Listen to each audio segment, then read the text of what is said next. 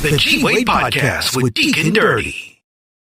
What's up, y'all? It's your boy G-Wade holding it down. G-Wade Podcast, and I'm kicking it alongside with my man Deacon Dirty. And we got a special guest in the building, all the way from Louisiana. Yeah. All the way from Louisiana. MainMain is in the building. What's happening, bro? Yes, sir. What the business here? AKA Cujo. Big Cujo. Big Cujo. Get that right. I don't want no problems. You know what I'm saying? I heard about Louisiana. Don't need them problems. You know what I'm saying? What's going on, man? Man, chilling. How you doing? I cannot complain, man. How you maintaining in these Corona streets, bruh? Man, just studio, school.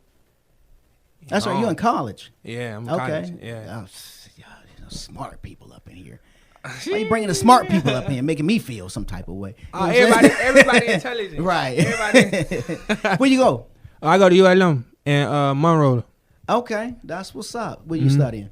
Political science. I'm a senior. Wow. See, then on top of that, he gonna drop political science. What do we What is that? The study of that is. So it's the study of politics, the science behind it, and it's like right before you go to law school. Gotcha. Yes, but if music don't work, not gonna work, which is gonna work. You know, I was gonna go to law school. So you got that plan B. I feel you. Yeah. Kinda, sorta. Yeah, I did it because it was gonna make my mama comfortable. Okay.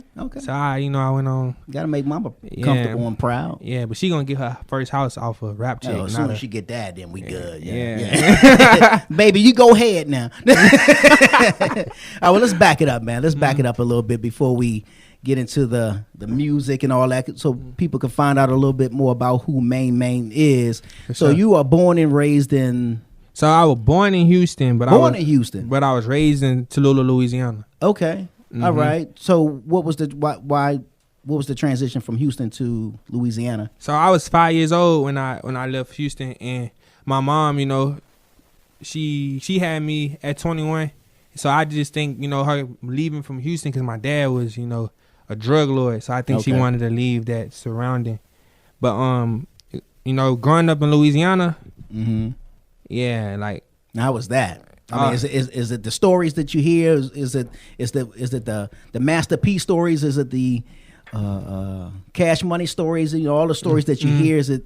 It's definitely. Well, I grew up poverty stricken, so I'm really not too familiar with the specific details of Master P's story. But I knew growing up in my situation, we was poverty stricken. So, being broke. And having no resources, the only thing you have is each other. Yeah. So, growing up in Louisiana and the way I did, I'm appreciative of it because it just taught me how important family is in your community. Right. Y'all got a sibling? You have siblings? I got two little sisters. Two little sisters? They basically like my daughters. Like I raised them. You raised them. Mm-hmm. Nah, I feel you. So, let's go back a little bit because you said your father was like a drug lord or... Well, he was. He was. He was out there getting it. Yeah, he was. Okay. My first time ever seeing a big lump sum of money, like a big lump sum, like a hefty black trash bag of money, was from my dad.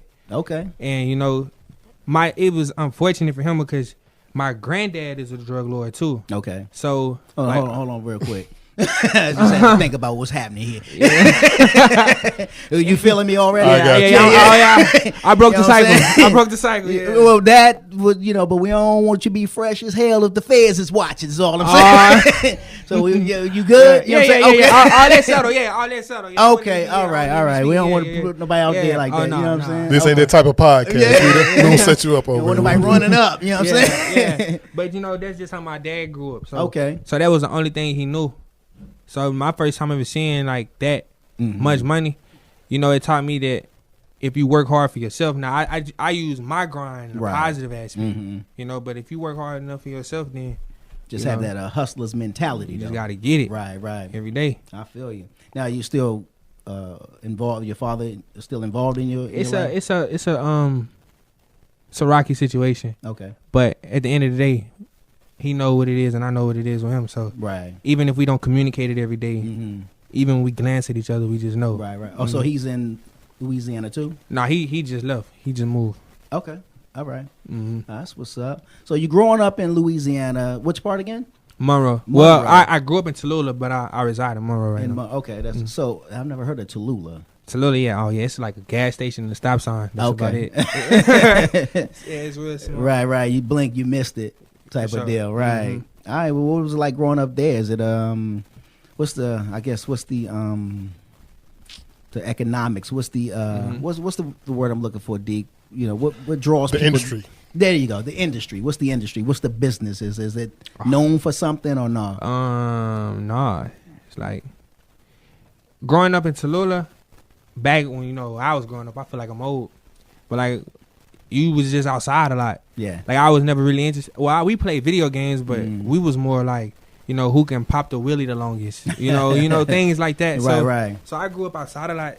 Oh, then you gonna watch the movie Charm City Kings then, because that's what they riding the bikes on that joint. Oh, really? Yeah. I gotta go look at that. I think it's just, did it drop already? Yeah. It is. It's out, right? Yeah. Oh yeah, I gotta go check that out. Yeah. For sure. Yeah. Okay. So, at what point did music become an interest? 7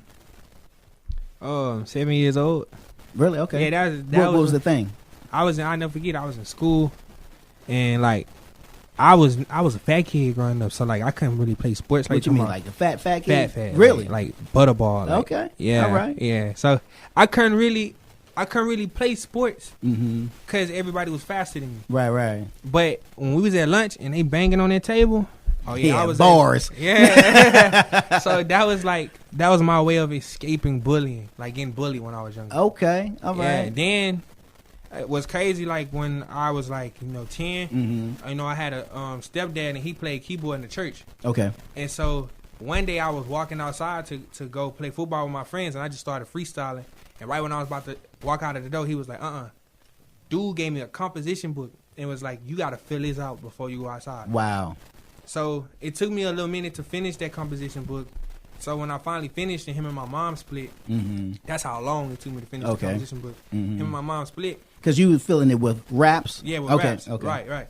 So when I finally when I was doing it and he left, I was so accustomed to doing it every day that I just kept doing it. Gotcha. So I'd rip a page out of the book and bring it to school. And then like doing it over and over and over again, I was able to format my way of rapping. I don't know if I'm making sense. Yeah, I'm with you. And then so I just started freestyling. Okay. Like, yeah, rapping about what was going on. All right, off the top is what you're talking about. Off the top. Right, yeah, okay. Wow, that's what's up. And so, but you said, I guess growing up as the fat kid, you were being bullied. Yeah, and the way to get out of that, or the way to kind of dodge it for that moment. Yeah, was you had to spit. But one thing though, I would say about music, I fell in love with it the first time I went to the studio. Okay. Because being the oldest, having two little sisters, you the anchor. Like my mom, I'm her backbone. Right. So she come to me, I'm there for her. My sisters come to me, I'm there for them. Yeah. So it's like, who there for me? So the first time I ever recorded in the studio, I rapped in the microphone and the speakers told me everything I said verbatim, even my breaths. So that was the first time I felt like I had somebody to listen to me. Right. So no, wait a minute. Who told you what now? The microphone, the speakers. Like when I rapped in the mic and we played the audio back. Gotcha. Yeah, it told me everything I said. Like it really listened. So that was my whole approach. I got you. I'm with you. Yeah. Wow, that's what's up. Yeah, that's an interesting approach. So, and then at that point, did you become like, I guess, like the studio rat? You was like, yo, I got the. We could get in there because I was at a friend studio. It was like a house studio. Then he got the tripping. So I went to Music City. He got the tripping because he got tripping. Like I guess I was coming there too much. I got you. Yeah, it's his crib too. Yeah, so, yeah.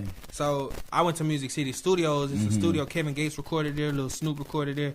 I'm like 13 at this time. I rode my bike up there. I thought it was a record label.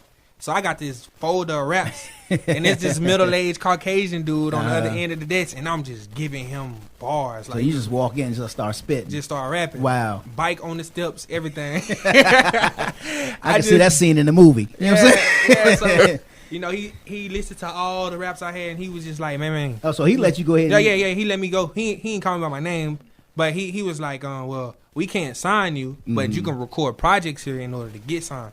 He told me the studio prices. It was like $45 an hour at that time. Man, I was cutting grass. I was, doing anything I could. They had them little spinners. I don't know if you remember them. The paper spinners. No. You can make a paper spinner. So you can color them and everything. I was selling my spinners for 50 cents. for See, studio that's a hustle time. right there, bro. Yeah, for studio time. Wow. So Scott eventually, that's the guy who owns the studio. He eventually seen that from me. He was like, you know what? Just come on. Mm-hmm. He saw the hustle. Yeah. Yeah. And so who was producing? So, man, I was doing a lot of remixes when I was younger. Mm-hmm. Yeah, I hope that CD burnt. I hope nobody find that. I did a lot of remixes. Pull that up real quick, D. Who were you going by then? You know what I'm saying? Yeah. Were you always MainMain? Always MainMain. Okay, all right. Mm-hmm. So, like, I don't know. But then I started, like, rapping on beats for real when I had some older dudes who, like, run me in on, like, you supposed to make songs. Like, you're not supposed to, like, remix songs. That ain't how you get on. But, you know, that's when Wayne was going crazy with the dedications. Yeah, so I'm like, Wayne doing it. But it was like, Jonathan, that's Wayne. That's like, Wayne. Yeah, you can't do that. Yeah, so that was my beginning phase. So at what point did you get to a point where people started really taking notice? I say the first time I actually realized it was my senior year of high school. I shot a music video in the classroom, so everybody was like, you know. And then let me get you a little closer to the mic. Oh yeah, and then I think the moment that I really noticed was just recently. Like, oh okay, was like a couple days ago. I text Amy. I was like, Amy, Cujo 2 is at 60K streams in 3 months. Like, people really listening. Yeah, and then I look at my music videos and see the views and be like, people really looking checking, me up. yeah. And then I get a Grammy flyer. Okay. And I'm looking at that and I'm just like, nah, this ain't real. To get real, yeah. Yeah, because you know, every day still look the same to me. Yeah. So I'm more popular. I have the buzz and the clout. But like and plus I'm really I'm an in-person type of person. Yeah. So internet really don't faze me or bother me. You know. Oh, you a big social media dude? No, I'm more of an in-person. Oh, cause so you don't social really media. sit on there and be all, yeah, my little sister be like, man, you need to take do more TikTok, pictures. You know what I'm Yeah, I'm like, man, ain't nobody trying to. Yeah, I seen one. It was like chicken nugget drumstick, something like that. And the little kids be in them dancing to it. I'm like, nah. Yeah, see, yeah. I can't see all that. You know what I'm saying? But you know who do got one that's popping though? Will Smith and what's my man's Jason Derulo. Oh, really? Their TikTok be popping. Wow. Yeah, and funny. I don't even think I have a TikTok account. Oh, okay, gotcha. I just having somebody show me, and I was like, okay. They pop. I'm pretty sure it's Will Smith and Jason Derulo. Right. Yeah. Of course, you know what I'm saying? Yeah. So you said you just didn't start noticing that until recent, that people checking for you, like right, like really checking for you. Because even when I don't post for a long time, like some people will message me on Instagram and ask me if I'm okay. Wow. I'm like, wow, like people really watching. Yeah. And then I think another thing that made me really realize is how people treat me when I come around. Like at home, when I'm in the studio, other artists come in to record. Back then they didn't know me. Now I'm hot. They all up on me. You know what I'm saying? Nah, it's like even when other clients come in to record at the studio and I'm there, they'll leave their session, come in and be like, man, like I admire what you're doing. Oh, that's what's up. And I'll be like, man, I appreciate it. And yeah. Oh no, I don't think it really just hit like yet. And even though you opening up for like 21. Yeah, and 21. Yeah, I opened for 21, Boosie. I opened for Meek. Okay. He's in Charm City Kings, the movie. Really? Yeah. Is there Poppin' Willies? I gotta. Yeah. I can only imagine. Yeah. and I shared the same stage with Cray at City Takers. Lecrae? Yeah. Okay. So I you did it at City Takers. Okay, that's what's up. when Few had Few and Friends for Christmas, I think it was last year. Gotcha. That's what's up. I think I was supposed to come through there. I don't know why I didn't come, but yeah, I remember that. Ah, you should have seen it. it. I'd have met you then. Yeah, okay. There's a lot of people. Hovey did his thing. Rockstar JT, the PLM dudes, all of them, they came through. Rockstar JT been through, him and his squad. Remember they came through, it was a couple years ago. We interviewed, that was a couple years ago. Yeah. That's some cool dudes. Yeah, really chill. So, opening up for Lecrae, 21, all those, that sound like the 116 crew kind of mentioned a little bit. Yeah. And all that kind of stuff. But, you know, with you saying you're getting the buzz, you're getting people checking for you. What's the thing that stands out for you the most though? Like, what's the thing that's like for you outside of people come to the studio saying, yeah, I see you, that's gotten you like, yo, I think it's really, you know what I mean? But I'm the type of person, I'll be out selling CDs or out, working, and I have an X amount of money, and the person that's with me will be like, all right, bro, it's time to go home. Like, you up. I'll be like, nah. Like, I still got energy. I still got, like, let's keep going. So you talking about selling, like, the malls? Yeah. I'm doing the groundwork. Yeah. I'm doing groundwork. Okay. Matter of fact, I got barcodes on me right now, like, when you can get your phone and take a picture of the code. But I think the biggest thing with this transition is, like, just staying to my roots, and it's just praying and having that solid foundation with God, right? And trying not to be better than nobody, but who I was yesterday. So as long as I stay competing with myself, right, I feel like God gonna put me where He want me at, because I don't need I really don't need nobody on me, because I'm on myself hard enough. Yeah. So as long as I stay in tune with God, I feel like He gonna put me. I know He gonna put order me your steps, no doubt. Mm-hmm. So let's talk about this political science. You all up in college, and I mean, yeah. First of all, congratulations. I Appreciate applaud it. you for that. I don't think we celebrate when cats get out. You know what I mean? But we don't, you know what I'm saying? You did a whole 9 years. What's up? You know what I'm saying? Yeah. But a dude do 4 years political science. Then we be like, all right, well, so you know what I mean? Yeah. I told my mama and my godmama, I said, I need that Bentley truck outside when I graduate. I feel you. Because if I graduate, anybody, when I graduate, when I graduate, How long now? This is my 4th year. Okay. Oh, so you about to come out? Yeah, I'm about to come out. Yeah. Are y'all social? What is it called? So Distant learning and all that? Yeah, so we got Zooms. Gotcha. So all my classes on Zoom. I actually was in a Zoom this morning. Gotcha. Wow. Okay. That's got to be kind of crazy, because that ain't the world we living in. Right. Yeah. Oh my goodness. Yeah. Like matter of fact, I got a test due. Is it more harder to learn that way? Than the face to face with the professor and asking questions. To be honest, I don't know if anybody else think like this, but maybe by me saying this, other people can relate. Yeah. Being in the classroom, I be scared to ask questions because I don't want to look dumb. So they say there's no such thing as a stupid answer though, or dumb answer. I mean, dumb question. Them professors. They some of them, yeah. not according to Professor Smith. Yeah. So I really, and then trying to talk to him when the class over with everybody and they sister up lined up trying to talk. Right. So I think it's actually better, because like when you finally get the professor to talk, when you finally can talk to them, you can talk to them directly. Like, you're not talking to them and they waiting to get you out of the way to talk to the person behind you. Right. You actually got their attention. So, it's pros and cons, but I'm also not taking a subject to where you need one-on-one, like a math or something, because I'm already, finished with that. But, it could be tough sometimes. Yeah, I can only imagine. But, I mean, I'm just, not just the Zooms and the I guess the distant learning or whatever they calling it. I'm just talking about the field that you even just probably man, it's a lot of reading. It's a lot of reading. It's a lot of comprehending, and I have dyslexia, so AEs, Ds, Bs, IJs, they start switching up on you. So I'm in there reading this long case, and like I'm trying to dissect each sentence. So every time I take a test, I got like a blank sheet of paper, and I'm writing what each sentence means. So I'm reading the case, but I'm having to read it my way. It's just like teaching myself how to learn. To learn it.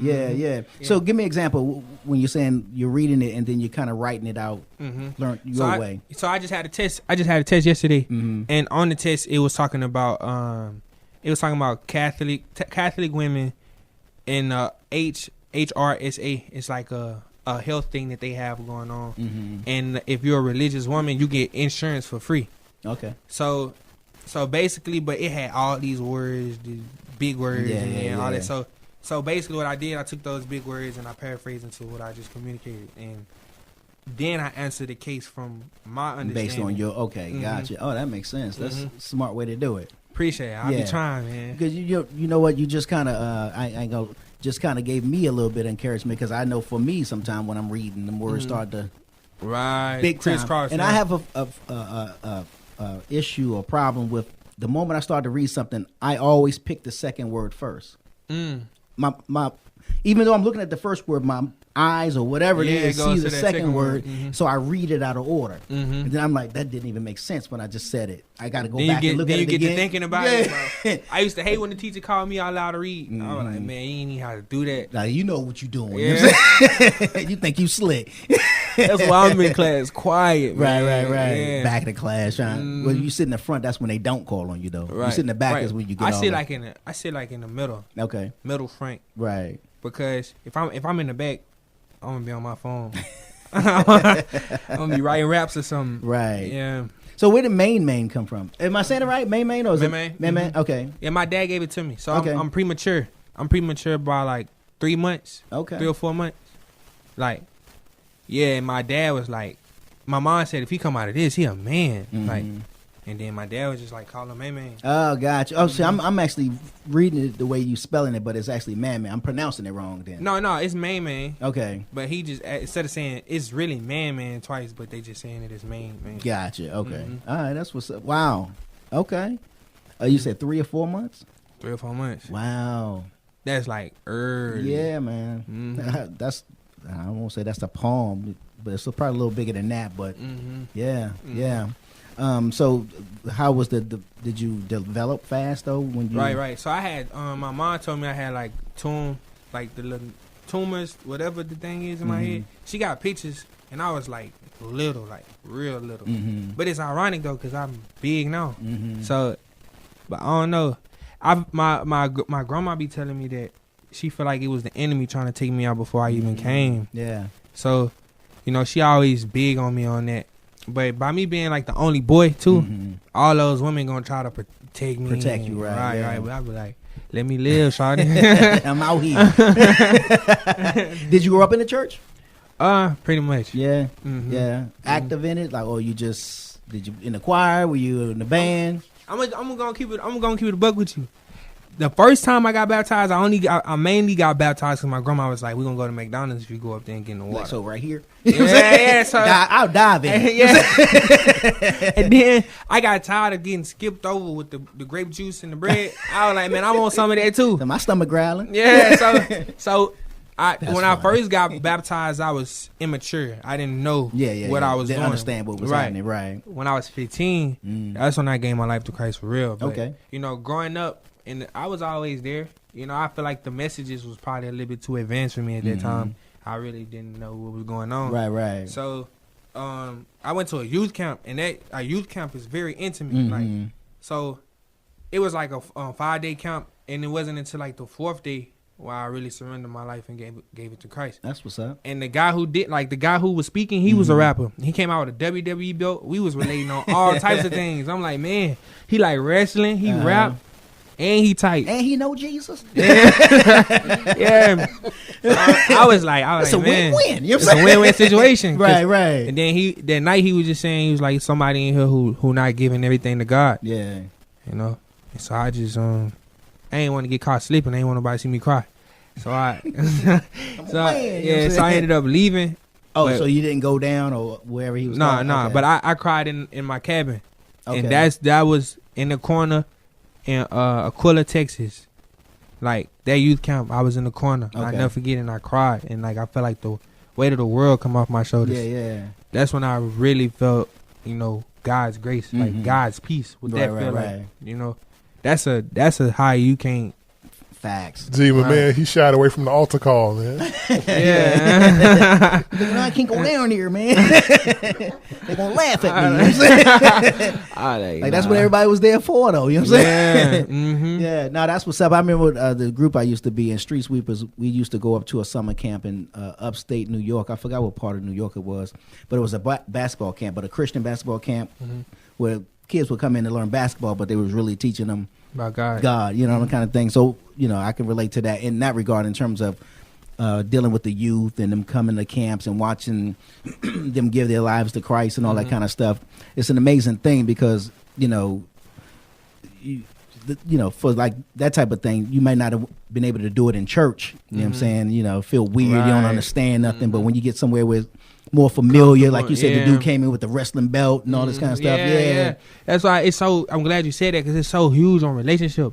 Facts. Like people be trying to, like, come to somebody who they don't know and be like, "You need God. You know Jesus. You know." I'm like, "Do you know the Lord?" It made me so upset because they be doing it on my campus sometimes. Like, them people come and then they just be like, and all in suit and ties, can't relate at all. And just like, if you're doing this and this, you're going to hell. Here's the Bible. I'm like, bro, you don't need to be doing that because it's really relationship. Like, if somebody came to me who I respected and they say, man, you're not living right, and I know I'm not living right, then I'm like, man, he loved me enough to tell me that. Yeah. But if somebody who I don't know come to me and say I'm living wrong, and when you're doing wrong, you instantly get defensive. Facts. So now I'm mad at that person for calling me out on my wrong, and I'm like, I could possibly take it as I'm being mad at Christians or I'm being mad at God because they think that they better than everybody. Right. So it's really kind of shut it all down. Right. So it's really about relationship. Even like doing a to-do list, like that ain't making you closer to God. Just because you go to church, you can go to church on Sunday, you can read the Bible, you can do nice things, you can tithe $100 every Sunday and still go to hell. If you don't have a relationship with him and you don't know who he is and you don't communicate, and I think, sometimes, certain Christians can get caught up in the politics or just the religion aspect or checking off to-do lists. But you'll never hear a husband who really love his wife say, I watered cut the grass, I bought you flowers, I cooked you something to eat because you're my wife. No, you do that because you love her. Right. So I think, if you change your perspective on relationship with Jesus, you don't think of what you can't do, or I can't have sex, or I can't do this, or I can't do that. You do that because you love God and you trust the process.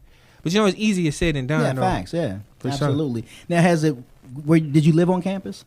Nah, but I stay right around the corner from campus. Gotcha. Because I was gonna say, how hard was it being a believer walking around on campus? Oh yeah, I mean? And they know it too. And they know it. Yeah. And then on top of that, everybody have their own ideals of God, or he don't exist. You know what I mean? And then you out there trying your best to live right. Right. And then, especially if you vocal about it in some kind of way, then they're gonna challenge you on it in some kind of way. So I just thought maybe it was kind of odd or hard trying to walk a campus. My biggest thing, and this advice to anybody, like not even just artists, like this to Christians too who going out and discipling. Like, you just got to be yourself, and you got to expose your flaws, expose your wrongs, so people can see the journey and see, like, you just don't become a Christian, wake up, feel the spiritual high. Because since my spiritual high, I've had some lows. So once you give your life to Christ, it don't mean like every trial, every tribulation stopped in. Right. Like, if you were struggling with a sin before you got in that water to get baptized, when you get out, that sin don't go away. It's right if there, anything, it hit you harder. So my biggest thing is just being overly transparent about who Jonathan is. Right. And let them know, like, God still love me through all my flaws and all my wrongs. Facts. And encourage them in their situation and let them know, like, hey, I'm a sinner. You see what I'm doing. I'm far from perfect. Right. But I'm, God is still dealing in my life, and I'm still trying to be like him every day I can. But here are my mess ups. Yeah. And I figured out that was the best route I could have ever went, rather than just going in and saying, hey, you don't need to do this, you don't need to do that, carrying a Bible everywhere around, because that is what put pressure on you. That's what put pressure, because people start watching you now. Right. Waiting, not just watching, but waiting for the fall. Right, because I don't need you watching me, I need you watching God. Yeah. I need you watching God. Right. So whatever I can do to put myself out of the equation and put Jesus in the front, and doing that is saying, hey, I am nothing without Jesus. Right. You put Jonathan just by himself, MainMain just by himself, he is wicked as who was ever the wickedest person in the world. Me trying to be the image of Christ, it's showing how powerful and how significant God is, because he can see what he did with Paul. Facts. Yeah. So Yeah. Well, what he did with Saul. Yeah. Yeah, straight up.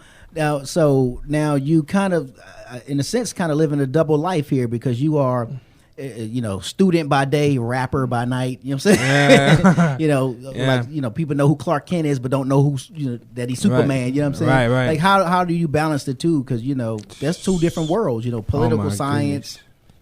rapping. You know what I'm saying? Oh my goodness. Amy can And then tell on top you, of that, rapping for God. yeah. Amy can tell you. It be sometimes when Amy call and check on me, I'll be like, I'm so stressed. I just can't. And you know, she also may be like, okay, I'm gonna give you some time. We gonna, you know, cause it's tough. Like, I have a week of music stuff that need to be done, and that's when all my professors decide to drop the exams. Drop the test. So now I gotta study for the exams, but I also got these dates. I gotta do this. I gotta do that. I gotta do this. Right. So now I just like I only got 2 arms and 2 legs, you know. And so, shout out to Dave Posey, who he's an engineer at Music City Studios. Okay. He make my life so easy at the studio, cause I go in, I record like 12 songs, leave and come back. He got all of them mixed and mastered. Wow. It's like wow. I'm just like, so having Dave in my corner is an asset, you know. Yeah. And having like my whole supporting team, like you know, Amy's. How'd you meet Amy? The amazing Amy. That's what I started calling her a couple of years ago. And see, I haven't forgot. I told you. Yeah, I met Amy through a guy named Rick Sincere. Why does the name sound familiar? He I know Rick? with Track Stars. Yeah. Okay. Yeah. So me and Rick from Louisiana too. That gotcha. So me and Rick been tight. Like he line brothers with DJ Star. Okay. So once I found that out, once I found he was that close with my bro, I was like, oh yeah. So we developed a relationship. So I remember telling Rick, I was like, man, it's I feel like it's some holding me back from like the next step. Yeah. He was like, man, you got so much talent. We need to get somebody to represent you. So I was just like, all right, cool. Then like I think a couple weeks later, almost a month, he was telling me about Amy. But every time she was free, I was busy. Every time I was free, she was busy. Yeah. So man, we was in Tinseltown, like the movie theater. And Rick called me. He was like, I got Amy on the phone. So I tiptoed out of the movie theater. I was with my mom and sisters. And we had our conversation, like our very first conversation. And I was like, oh, yeah, this is like, I feel comfortable. Right, like, everything was right. so genuine. And like, you know, and it's been like a year. Last month made a year. Okay. Yeah. Nice. Speaking of which, I see you did the song with Nice. Oh yeah, Like the way I cool segue, transition. you know Yeah, what I'm doing. Yeah, that's I a mean, dope done this once transition. or twice before. Yeah. You know what I mean? That was tight. Yeah, I mean, shout out to my man MC Nice. That's my man. Yeah, big dog, bro. Yeah, Big yeah, bro. He good people. Mm-hmm. Yeah, every time he come in, he hit me. I'm at the studio. Pull up. So and it's not far from here. So I'll go through. And he always got some bangers. I'm like sitting there like, dude, who come up with this stuff, bro? A machine. Yeah. Yeah, and he really helped me. Like he helped me so much. Like he challenges me. He be like, man, you can go in the studio and freestyle and make all these songs. So he challenged me to do different things. And just the whole process with Popeye, the song. Yeah. I was just like, oh my goodness, to see a goat just work. Like to see what he did, and it's just like unfathomable. Like I'm just in this moment like, whoa, right. I'm privileged and blessed to have someone like him to, you know, love me and support me and be in my corner. Yeah. So I'm really appreciative of that, like for sure. Before I talk about the song Popeye, because I want to know where that came from, but your first project was Ambitions of a Youngin'? Oh my goodness. Ambitions of a Youngin'. I love that title. It's kind of familiar to something, you know what I mean? Oh my goodness. Where'd the title come from? Somebody was a Pac fan, probably. That was a good spin, though. I like the spin on it. Nah, so my favorite rapper is Lil Snoop. Okay. So from Louisiana. So he had a project called 16 and Running when he was 16, 15, Gotcha, 16. yeah. So I was 15, 16 when I made that album. So I'm like 16 and Running, Ambitions of a Youngin'. I was like, yeah. Okay. Yeah. So that's when, and then, I don't know, man. Just even the cover, bro, the cover art make me cringe and everything, bro. Hey, but we grow though. Yeah. Because I haven't heard that project. What was the flavor of that project? Was it a like a mainstream project, or was it a Christian? I always been a clean artist. Oh, okay, all right. So plus my mama slapped the black off me. See, that's keeping it real right there, bro. Yeah, she ain't playing so that. when you know you got a black mama, Oh, you know what I'm saying? You can't even breathe hard. That's back talk, right? What do you say?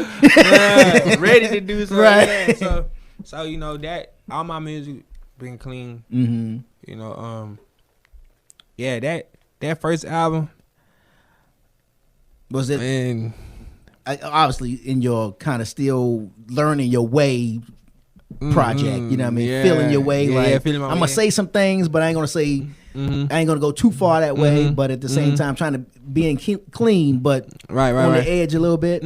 So I think my whole approach with my music is just like I'm real life, like So I go through everything, like what you can think about, like anxiety. You know what I'm saying? Just from different experiences I had in life, and I feel like it'll be unfair to me because how I started music off was venting in a microphone. And it was the person who listened to me. So I want to continue to have that freedom when I rap because that's therapeutic for me. Right. So obviously I'm a representation of God. So everything I do, I'm be mindful and knowing that I'm representing Him. I'm representing my team. I'm representing my mom, my sisters, etc. But I talk about everything like trifling ex-girlfriends. Okay. So real life stuff. Yeah, real life. Yeah, Because I feel like that's a CHH music is hard, like it's huge. The market is huge. I feel like the kids that's in that market need to hear like some real life things that they may be going through because nobody talking about certain things that need to be talked about. Right. And I never fitted in anyway. Like I never was a part of the group anyway. So it's just like, So what since you mentioned that, at what age did you start to like slim down? Probably when you 17, hit the gym. Yeah, 17, 18. Okay. When I was 16, it got ridiculous because I was playing football, but I didn't make my time on the shuttle because I was, out of shape. And the coach cut me off the team in front of everybody, like all the football players. Like, I was like, oh, nah, I'm finna come back and I'm finna look good. So that whole summer. Motivation. Yeah, that whole summer, I was determined. So I came back to school and he looked at me, he called me by my last name. He was like, Cummins. I came over there. He was like, you want to play for the team? I was like, no, sir. No, sir. I should have been dirty and said, I want to take my talents to West Monroe. That's like the rival school. I should have been dirty. That's funny. But then I went, I go to ULM, so I walked on. I walked on my sophomore year. Okay. And, once I got my backpack, like the football backpack, all the gear and stuff, I quit. I was like, it was just, vindication. I just wanted to prove to myself that if I wanted to play football, I can do it. You could, yeah. Yeah, so once I left them high and dry out there. Wow, that's messed up. That's funny. So at 16, you slimmed it down, went hard in the paint. I guess that was running and working out, gym, the whole deal, eating right. But if you was to see my dad's slim. My mom healthy. So it's like I can get real healthy or I can get real slim if I wanted to. Yeah. So it's like the genetics is good. It's really more of what I eat. And I can eat almost anything, but it's like I can't eat like that 4 days in a row. Right. Yeah, so I can eat something crazy Monday, have abs Tuesday, eat something crazy Wednesday, have a belly Thursday. Yeah. Then drink water Friday, eat veggies and stuff, and then have my abs again by Sunday. It's weird, bro. Yeah. Maybe it's me being bloated or something. I don't know. I don't know. But they always say, what is that, the 80-20? Like you eat 80% good and 20%, you just kind of. Look, all I know is when I was that age, I could do the same thing, but the older I got, that stuff slows down if you're not careful. So yeah, catch up with you. Yeah. So keep that regimen up. Oh yeah. Point well taken. Yeah, appreciate that. That's funny. Did you work with any artists on your first project? Yeah, I worked with Star Ringo. You know who Star Ringo is? No. He did a project with Aha on Succession. Star Ringo, he's a local CHH guy in Louisiana. Yeah, he hard. If you haven't heard of him, you should check him out. Okay. He real tight. I worked with Star Ringo on that first project, and that's about it. Who would you want to work with? Out of anybody? Yeah. In the whole world? Dead or alive? Dead or alive, secular or mainstream. Hey, D, can you throw me one of these? You know what? Never mind. I would want to work with James Brown. Okay. Why is that? That's an interesting. Man, James Brown. You ever seen we know this man? He's the godfather of you ever soul, seen right? this man perform? I mean, TV. Yeah. Oh my goodness, James. His voice. I can't explain it. It's like he can growl in a sense when he sing. It's like I ain't never heard nobody his charisma. Like, just, you know, just looking at him, if he do anything, if he do this, you want to just, he just got it. I think this is the first. This is the first time I ever heard Dude, I was just getting ready to say that. James Brown is like a legend. You know, a lot of people put Mike up there. A lot of people put Prince. Yeah, he is. Mm-hmm. He is. No taking this credit from him. But I feel like James Brown don't get the respect he deserves. Yeah. Because even Mike would, like, if Mike was still alive, he would say, like, you know, he got it from James. James is the sauce. Which is kind of funny that you're saying this, because if you look at like the roots of hip hop, that's a lot of that stuff kind of came from his sound. They use a lot of his music. They sampled a lot of his music back in the day. Yeah. Oh my goodness, James Brown. If it's James Brown that I would want to work with, you know. If I can learn, like sit down and just watch somebody do everything they was doing, it would be Tupac, because Pac was not only great at what he was doing in the booth, but what he was doing politically too. Right. And he was a very smart individual, but you know, his circumstances put him in, you know. So I would want to sit back and just watch how he moved, because like his whole lifestyle is everything what I could have been a part of if I hadn't chose a different route, you know. Right. So if I could just sit back and watch anybody, it would be him. But alive, I want to work with LMA. Okay. That's what's up. Yeah. You said LMA, right? LMA. Boot up? Okay, all right. Yeah. I want to make sure we're talking the same person. Yeah. LMA. Why her? I don't know. I guess I just want to. Her music dope too. But just, I like to sit and have a conversation with her. I feel like just hearing her talk, you know, she'd be like, oh, no, I'm not from here. Yeah. Yeah, so I feel like we'll be running it, and we'll gain chemistry and make a bomb song. I'm all about chemistry with people. I just can't like get in the studio and make a song with somebody who I don't know, like just our business. Right. So people be feeling some type of way about it. Like when I be like, sometimes I turn down features, but it's really just off of. You mean turn down means people asking you to get on the track? Really? Who you didn't turn down? I can't say that. Name names. I can't say that, but it's really It's really all about, you know, how I bond with them. Okay. So you turned them down because you didn't feel like there was a connect there, or? Yeah, sometimes I feel like stuff could be forced. Gotcha. Like, you know. But not intimidation or nothing like that. I'm cool, Joe. Oh, MainMain. My bad. Nah. Right. Nah. I was just checking, you know what I mean? People want to know. You know what I'm saying? No. With the cameraman, no intimidation. Right. I'm totally off the profile. I'm all back here on this one. You know what I'm saying? My bad, dog. It's really just trying to have that bond with people. Yeah. So where does song Papa come from? I mean, I think obvious reasons, but at the same time, it was a voice memo on my phone. Like I had got out the shower with the melody. I was like no, and I just kept saying it. Then I went on YouTube, found the beat that fit perfectly for it. Right. So I was like, put on no. So when I went, I recorded the melody, the na. Then when I went in the studio, I put words to it. Pull up in a drop top, flexing like I'm pop, and I got a pocket full of spinach. And I remember telling Dave, that's the one. Save it, Dave. And then he was like, oh, man, I don't got it. And I was like, man, you kidding? He was like, I got it. But he had it, though. He be playing like that, bro. So, and then the whole Popeye, like Cujo too, the whole project was a freestyle. Okay. Popeye was a freestyle. So it almost got me feeling like I should just freestyle everything. Okay. Now, are you talking about freestyle meaning as in, because I know I was having this conversation recently with someone, and I was like,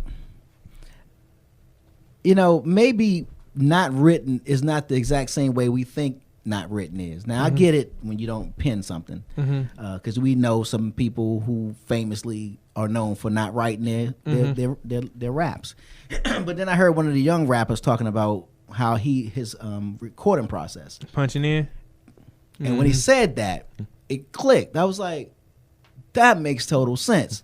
He would listen to the beat, get a bar or two, go spit it, and then that'd be it. And then just kind of keep running it until he get the like next. That, yeah. So technically, he didn't write it. And then he said he would switch it, you know, put this verse before that verse. And, yeah, that's too technical. But I'm just saying, but I just started looking at like, well, maybe that's the new writing, quote unquote, of not writing. You know what I mean? When you really didn't write, you didn't go in there and spit a straight 16. You just spit 2 bars and then went and sat on the couch and thought about the other, other 2. Yeah, I do. Brooklyn's finest. So I don't know. Maybe it might be done that way. I think he did something like that because I think who was talking about it? Who works with him the most? Clark Kent. Clark or one of the other ones. Yeah. I'm talking about not Biggie. I'm talking about Jay. Yeah, Clark Kent. Yeah, somebody was talking about. No, you know who it was? Guru. Guru. Yeah. What's my man? Him too. Yeah. No, the producer. Blaze. No, for Guru, Gangstar. Why is his name Primo? Primo, thank you. He was talking The about other Guru. Yeah. I'm sorry. We got 2 conversations going on. He was talking about it, and he was talking about how he would go in the booth, spit something, then go somewhere else, and then when he come back. Yeah. Yeah. So then I was like, that's why you don't. Nah. Yeah. I punched this in. I can't prove. I just wanted to say that for the live. I don't want nobody trying to come at me allegedly. Yeah. You know what I'm saying? I had heard. Right. So I punch in sometimes. Yeah. But like good days, I go in with a full Like, you 16. can feel it. Okay. Yeah. Especially choruses. I feel like Is it because you heard the beat first and then you kind of gotta? It's better when I don't hear the beat, then Okay. go in because it's like new energy. It's like new. So you I get can- hyped off that joint. Yeah. If I heard it 1,000 times, that's why I went. If I know I'm finna do a feature for somebody, I don't even want to listen to the song until I'm in the studio. Even if I do decide to pen some ideas down, just so it still come out fresh. You know. Okay. That's right. He said, even if I do decide to pen some idea, he did the thumbs. So like, I'm doing this. He gonna hit you if I write something. Yeah. You know what I'm saying? He on his phone like a mother. Text it to myself. You can see you, it's a way different time right now. I write down too. Okay. I You still got diary. the composition book that you filled out? Man, Nah. That'd be dope to still have right now. that would be. Yeah, man. Yeah, just to go back and look at it or something. I actually got it's on my phone. I actually got my first ever studio picture. Oh, that's dope. I got to get that frame. Yeah, you should. Yeah, because you're going to look back and be like, yo. Artwork. Yeah. Facts, you know what I mean? So, you did pop out with MC Nice. Correct. Which is a dope joint. I like that joint. Appreciate it. It was somebody else that I saw that you had worked with. I saw you working with Aaron Cole. Dude is nice. Yeah, he's real nice. Yeah, I like dude. Yeah, me and AC. Oh, We my bad. probably- You know, AC cool, you know what I mean? Nah. So I'm saying it right. Nah, me and AC probably have more music out. Okay. So you work with with him more. Yeah. I like AC. That's what's up. And I saw this big Owl Cherry, and when I was looking at Owl Cherry, I'm like, I know an Owl Cherry, but I don't think this is not the same dude. I knew a dude from New York. Oh no, Yeah, he from okay. Louisiana. Yeah. Gotcha. Yeah, he like a big homie too. He like was with Star Wars. Like he. Yeah, big, Star is a legend in Yeah. Star. Right. Because you said he hosted this joint. Yeah, he hosted it. And he actually was supposed to put like some more. He was supposed to put like a skit at the end of the project, but you know, he just didn't live to see that day. Yeah. Was it a sickness or other circumstances? No, he died in a car accident. Really? Wow. Yeah, he was leaving Floyd. He was DJing for Floyd Mayweather, and he was on his way home from Dallas. You know. Yeah.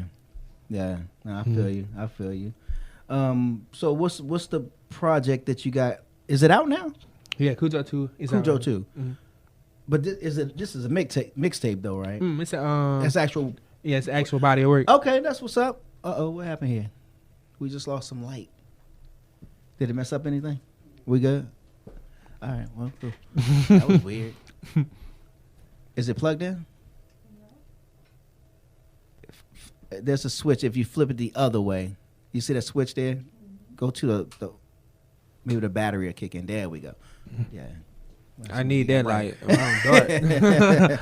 That's what's up. What's the sound of the project? I say it's like a fun, edgy. I got a chance to be myself on Cujo 2, but I still What does held that back. mean? Like being myself as far as being open, More transparent. more transparent. Okay. But it has a lot of fun and it has a lot of fun vibes in the songs. It's talking a lot about what I it's inspired to be, and it talks a lot about some of the thoughts that I be thinking as far as miscellaneous things. Right. You really have to listen to the project to see what I mean. Mm-hmm. But overall, it's like an energetic sound. Okay. I would say. So you graduate this year, next year. Yeah, next year. Mm-hmm. Or are we gonna pursue the field? Are you gonna? Once I graduate, I'm gonna be a full-time rapper. Okay. Yeah. Well, this Christian hip hop thing is you can almost open a book and see the names that are. You could look at the Billboard, or you can look at the radio, EDS. What am I saying? EDS. Or you can look at. I'm trying to think of what I want to say. You can look at. All right, you can look at the Fortune 500 list. There we go. Let's go to the real numbers. We right. Well, let's look at this side of it. You know what I'm saying? We can look at the charts, which is cool. Mm-hmm. I mean, I get it. You're number 2 here. You're number 1 there. Whatever. But not everybody get to live off of it. You know what I'm saying? It's a select. I don't know how that selection is made. Sure. But we do know who living off of it. For you know sure. what I mean? For sure.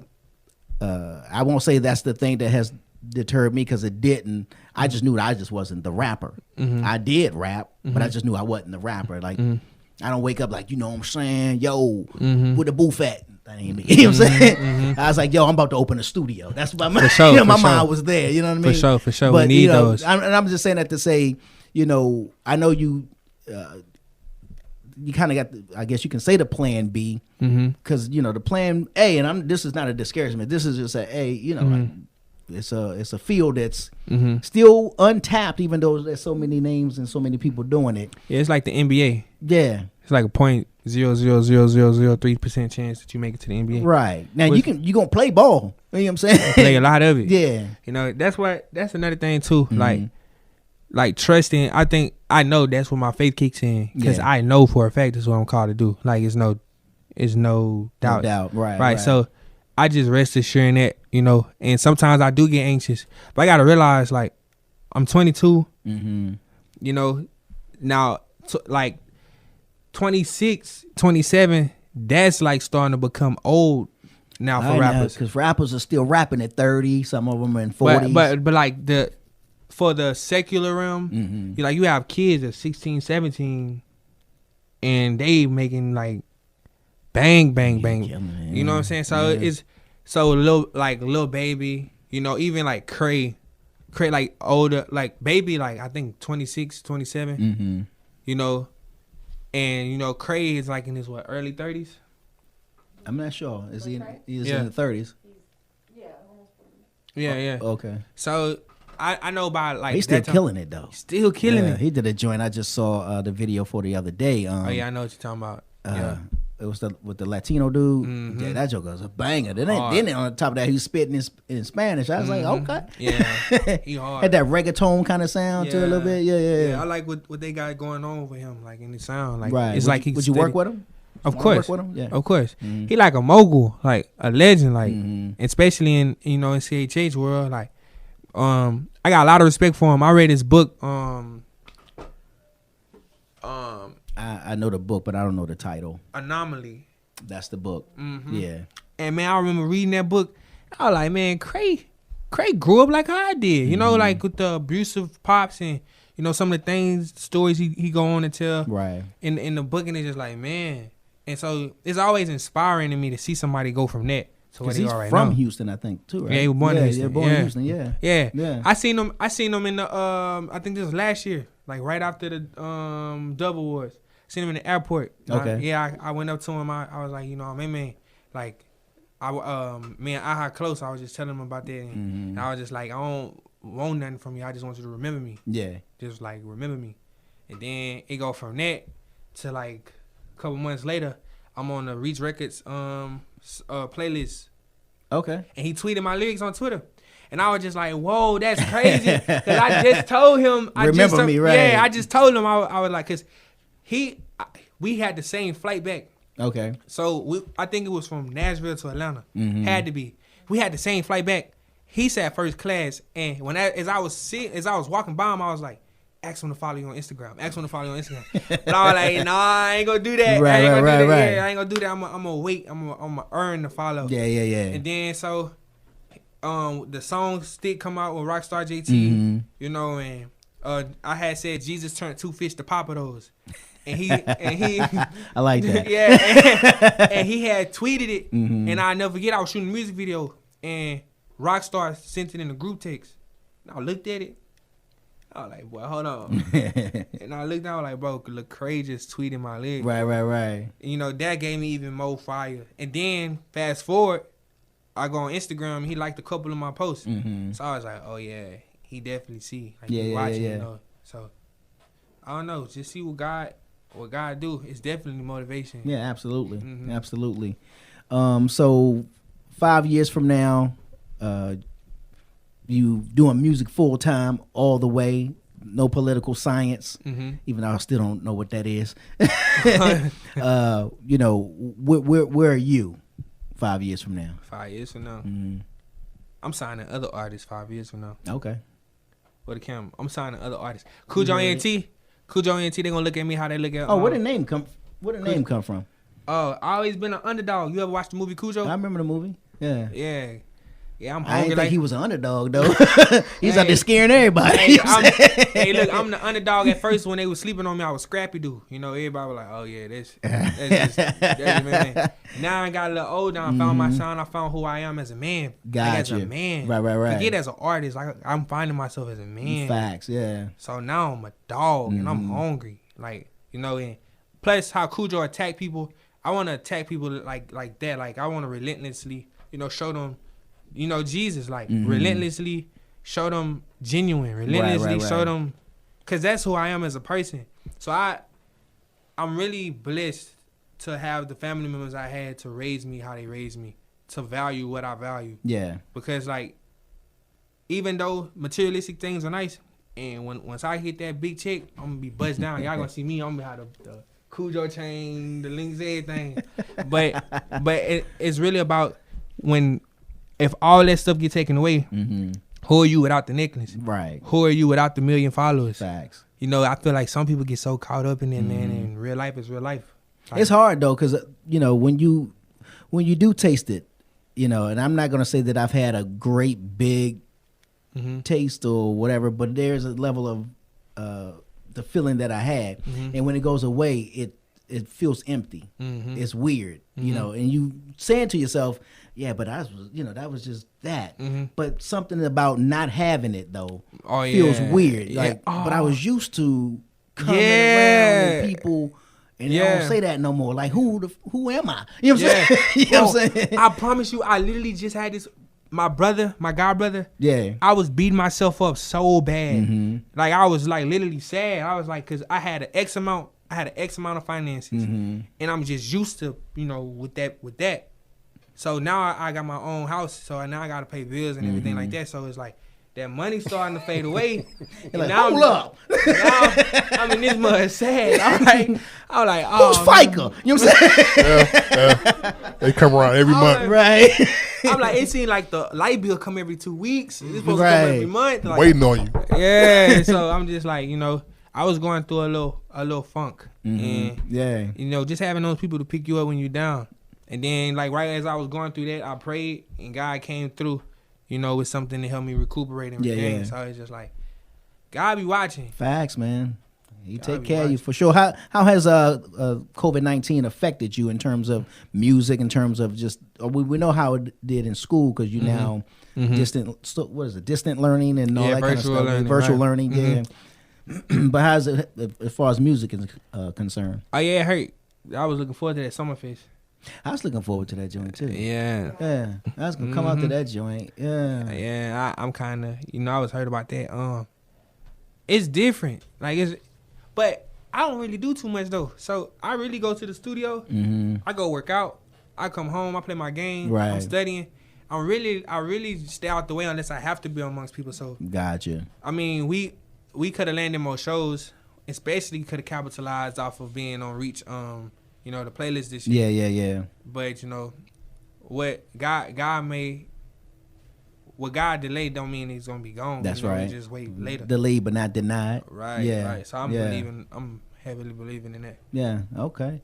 So if people wanted to find out more about MainMain and how they can get the music, how they can get hold of Cujo 2, because I take it there's a Cujo 1. Mm-hmm. How they can get the first project, how they can get the ambitions of a youngin, and all that. Where can they find you? You can find me on Apple Music, Spotify, Google Play, anywhere with a search engine. Okay. And you type in MainMain, MainMain, all together. Make sure you go check out Cujo 2, Long Live Go DJ Star. You can find me on Instagram at MainMainJC, MainMainJC, Twitter, and Snapchat is the same thing. That's what's up. Well, MainMain has certainly been a pleasure having you here, man, and meeting you. And like I said, I heard some of the music, and when I listened to the joint with you and Nice, I was like, it's nice. It's real nice. Yeah. I got the flavor. I got the feel how you get down. Looking forward to. I want to hear the whole project, so I'm definitely gonna, cop that joint so I can hear the whole thing, and rock with you, man. And congratulations again, because again, you talking about political science right now, bro. And that's that law. Yeah, that's that law, bro. I'm gonna have to tweet that. That's that law. You know what I'm saying? That's it. What are you talking about? You know what I'm saying? Yeah, that law. You know what I mean? But that's good, man. For real. Much success to you, bro. For Appreciate real. that. Yeah, Appreciate keep doing that. your thing. It was man. a pleasure to be here. Thank you for having me. Absolutely, man. Anytime and you still in Monroe, you said, right? Yeah, I'm still in Monroe. So anytime you in the A, man, definitely, man. The door's open. If you're coming through to do a show, hit us up. Let us know so we can come through. For all that good stuff, man. Show some love. You know what I mean? I already appreciate that. That's what's up. It's your boy G-Wade holding it down. G-Wade Podcast, and I'm kicking it alongside with my man Deacon. Dirty. Y'all know what it is. The G-Wade Podcast. The G-Wade Podcast. Bringing you the cool interviews, the hot topics, and all that other crap. The G-Wade Podcast with Deacon Dirty.